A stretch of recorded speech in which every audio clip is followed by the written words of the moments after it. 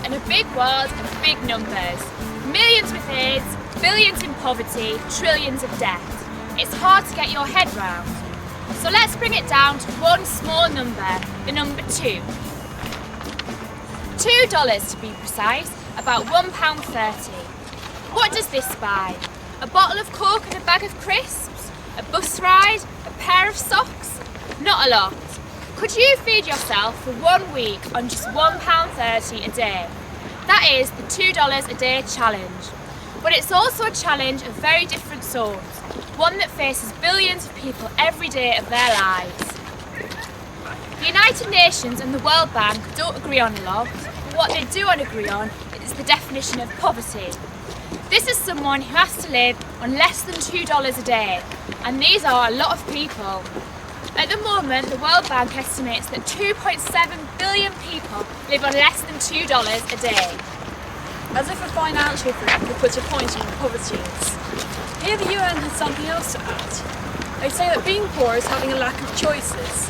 Choices like sending your children to school, like putting a meal on the table, like getting a bus to the doctors. And in most of the world, this is what money really buys, choices. It's all very well to choose a life of simplicity, and many do. Many people choose a life of simple foods, no telly, no beer, and that's just fine. But it's quite a different manner when that choice is thrust upon you. When you want to go to school, but can't. When you want to go to the doctors, but can't. When you need to put food on the table, but can't. When you don't have the choice. For just 1 week of the year, we want you to give up that right to choose, and see what it is like to be on the other side of the fence, to feel what it is to have no choice, and to know what it is to be a part of billions. Poverty is a big problem, both in the developing world and at home too. The Poverty and Social Exclusion Survey found the number of people living in poverty in the UK has risen in the last decade. And that even in our own country, increasing numbers of people are going without the basic needs such as heating, bedding and 2 meals a day. While many people in the UK have high levels of income, an increasing number are being left behind. In developing countries, the poverty line is set at about £6 a day, and an astonishing 16% of people in the UK live on less than that. And that has to pay for housing, food, clothes, bills and everything. On average, people in Britain live on £37 a day, and we are asking you to drop 96% of this. So how does it work? How do you or I go from living on a ridiculously large amount of money to a ridiculously small? First, some things to bear in mind. This is just a food thing. We're not counting rent, heating, water, electricity, tuition fees, pension contributions, nothing like that. But we would like you to remember that they all cost money, and most people in the world have to do without them. Second, this may just be about food, but we don't want you to buy anything else. For the whole week you will have £9.10 to spend in total. Now that might buy you a round of drinks or the new Britney Spears album, but you wouldn't have much left to spend on food.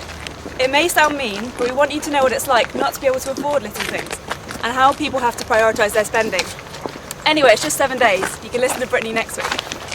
The third rule is no cheating.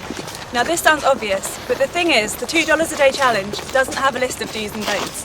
You do it as you want. We think you'll know when something doesn't feel right, be it eating food you bought before the challenge, or getting a friend to buy you a 4-course meal, knowing that you'll pay him back next week. But it's okay if someone offers you a crisp and it feels okay for you. It's okay for us too. The fourth and final rule is to communicate. This is the most important rule of all, and also the fun part. We want you to tell your friends and family what are you doing and why. We want you to tell the local press and the government. And we also want you to talk to each other and to us as well, to swap ideas and let us know, how was it for you? And most of all, we want you to say at the end of it all that it was fun. And maybe you even learned something. And the best way you can do this is to help organise events in your local area for other challengers. This could be anything from organising a talk on poverty, running a $2 a day Ready Steady Cook challenge, or a video and popcorn night, since you won't be able to afford the movies. You'll get loads of help to get you through the challenge. You will get a diary to fill in, to log what you eat and how much it costs. You'll get a recipe book full of tasty feeling meals that can be made from just 30 pence. There's a fantastic website at www.2dollars.org where you can find inspiration, chat to other challengers, and use the food calculator to budget for the week. So you'll meet new people, have a laugh, find out how to live frugally and how to be a wonderful chef, while simultaneously learning about global poverty.